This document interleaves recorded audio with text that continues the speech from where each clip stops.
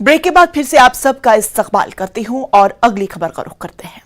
हिंदुस्तान की सदारत में G20 ममालिक के वज़ीर खारजा की मीटिंग आज नई दिल्ली में शुरू हो रही है।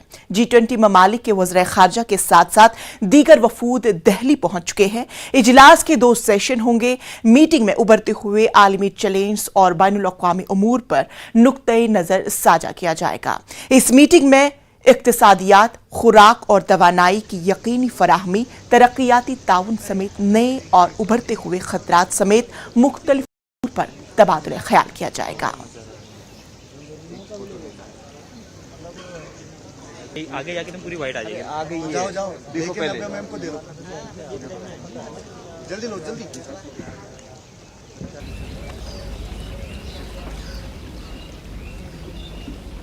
G20 वज़ीर खारजा के इजलास से वज़ीर आज़म नरेंद्र मोदी वर्चुअल खिताब करेंगे। कुछ ही देर में वज़ीर आज़म मोदी का खिताब होगा। तुर्की और शाम में ज़लज़ले के मुतासरीन को खराज अक़ीदत पेश किया जाएगा। G20 ममालिक के वज़ीर खारजा 2 मिनट की खामोशी इख्तियार करेंगे।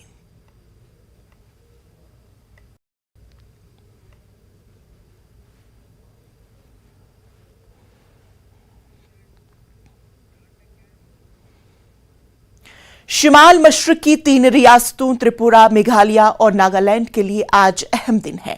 आज असेंबली इंतखाबात के नताइज का ऐलान किया जाएगा।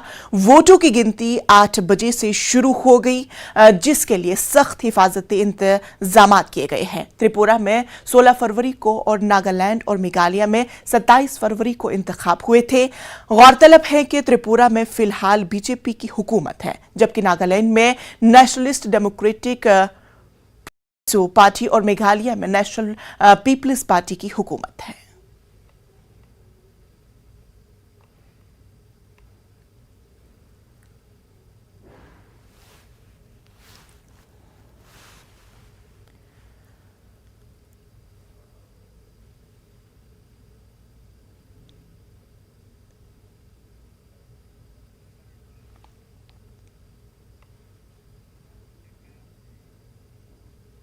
ख़वातीन को बाइख्तियार बनाने के लिए जहां मरकजी मावनत वाली स्कीमें चला रही है, वहीं इसी सिलसिले में मिशन यूथ प्रोग्राम के तहत EDI में एक तरबियती प्रोग्राम मुनक़िद हुआ।